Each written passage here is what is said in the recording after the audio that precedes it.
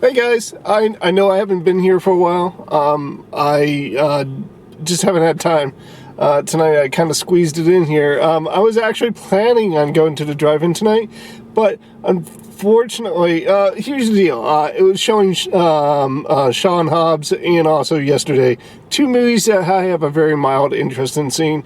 Sean Hobbs, I have a very hate-love relationship with anything to do with the Fast and the Furious franchise. They're entertaining films. They're just kind of stupid on the lowbrow side. But I desperately wanted to see Once Upon a Time in America, the new Quentin Tarantino movie. My plan was that I was going to go see the Sean Hobbs and yesterday because that's showing at the drive-in, and that means that if I go to the drive-in, it's going to get out at like 1 o'clock in the morning, and I could sleep in tomorrow. Where on Saturday, my second day off, I would have to, I had to open in the morning. So if I go to the drive-in on Saturday, that means I'll get out at 1 or 2 and then go home and get up at 8. That's no, I don't like that option. But I couldn't force myself to go to the drive-in. I just couldn't do it. I desperately wanted to see Once Upon a Time in America. Again, it's the new Quentin Tarantino movie, and I'm excited about it. So I'm going to go ahead and watch this movie. And then in just a few seconds, I'll be right back to let you know what I think about that Once Upon a Time. All right. Well, I got to get in there because I'm running a little late, so I'll talk to you in just a few seconds. All right. See you. Bye.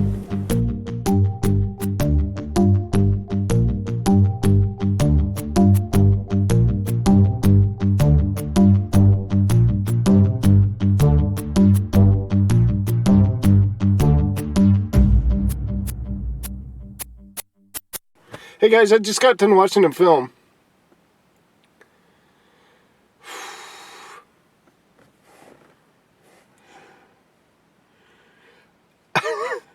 I,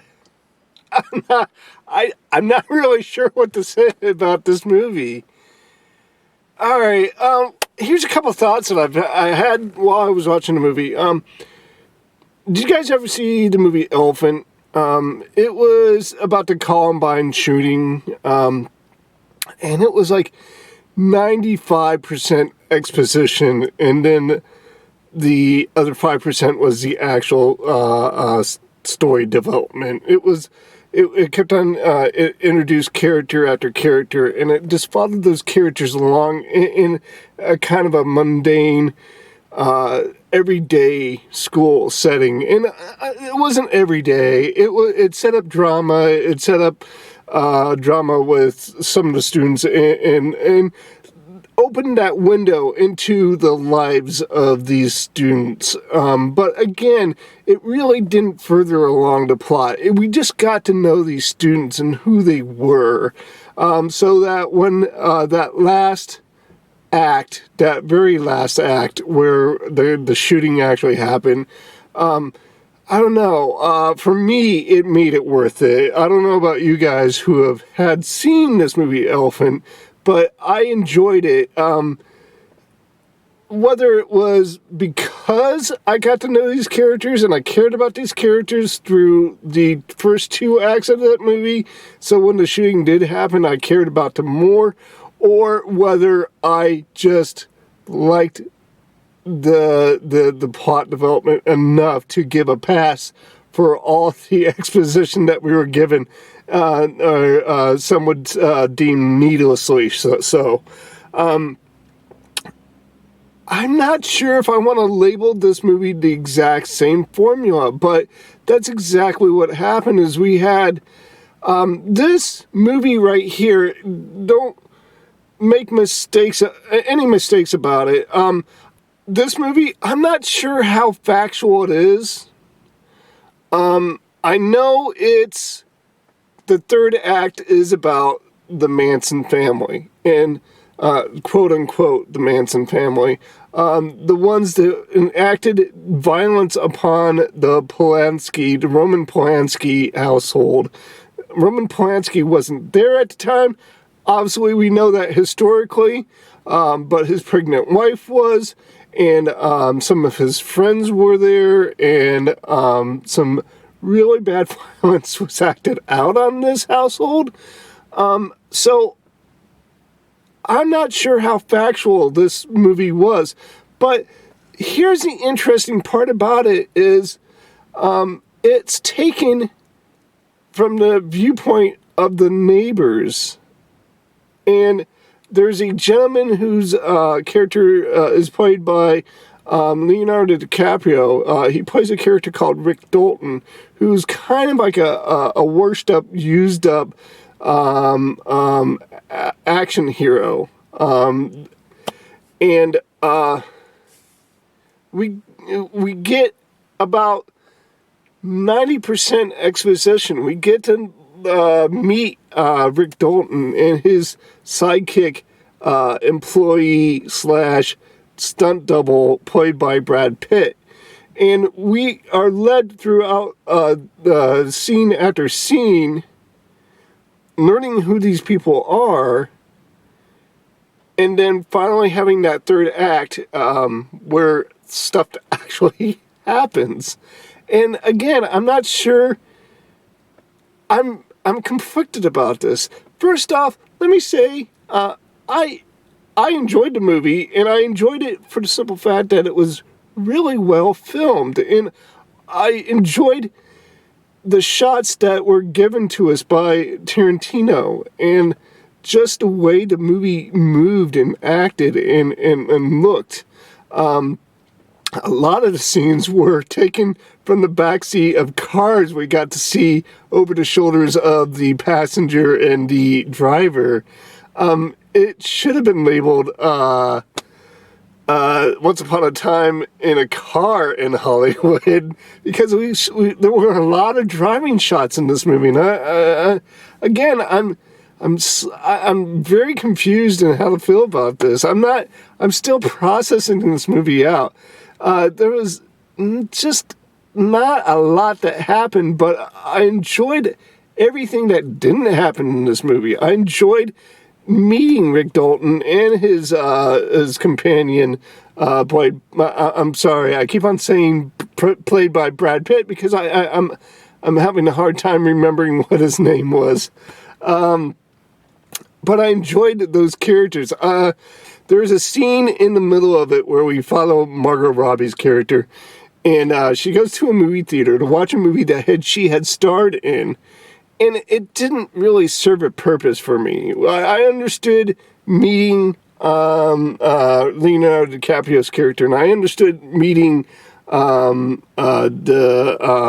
Pitt's character because they were central to the story that Tarantino was telling us. But I didn't understand where Margot Robbie's character came in. She didn't play a central role in this movie, so that scene kind of didn't work for me. I'm very conflicted here, and it's not for the quality of movie. I'm not going to tell you it was a bad movie, because it was not. I was entertained from beginning to end.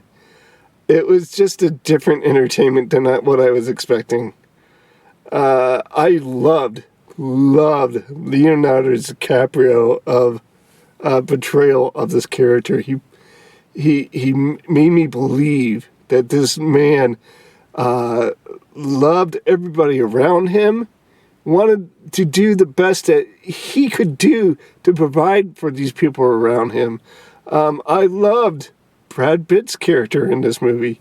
I loved how he was the man in charge all the way up until the end, when even though he was not exactly, he was in a mind-altered state, he was still the man in charge. It was phenomenal. I really loved those characters, and because of the strength of the characters, I'm going to agree with this movie. I'm going to grade that movie just based on that alone, because that's basically what this movie is. It's not about that third act. It's not about the Manson family massacre. It's about these two characters, and I really, really loved these characters, and I really felt for them, and I was very invested in them. So I guess maybe you just saw me work it out for myself. That's what that movie was about, was these two characters. It had nothing to do, well, it had a little bit to do with the Manson massacre, but it was basically the lead up to it, and I really did enjoy it. Wow, I don't know if that qualifies for a review or not, but that's the way I'm going to let it stand. I'm going to give this movie a solid, I'm going to give it a 90. I know it's getting like an 83 on the Rotten Tomatoes, but I enjoyed it a lot. There were only a few scenes like that Margot Robbie scene that didn't seem, it seemed awkward. It didn't seem like it had a place in this movie.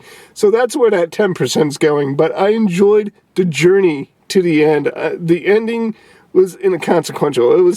It was needed, but the journey to it was the actual part where you actually enjoyed yourself.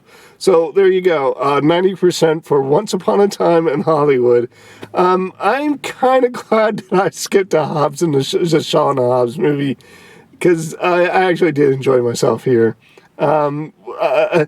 This is the type of movie that you're going to go see once, and you're probably never going to watch it again. I don't think it has that much rewatchable value to it, but I enjoyed myself. All right, well, that's it, guys.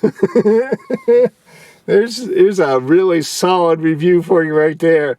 It was 90% for Once Upon a Time in Hollywood, simply because of the great performances and the great characters that we were given. And that's it.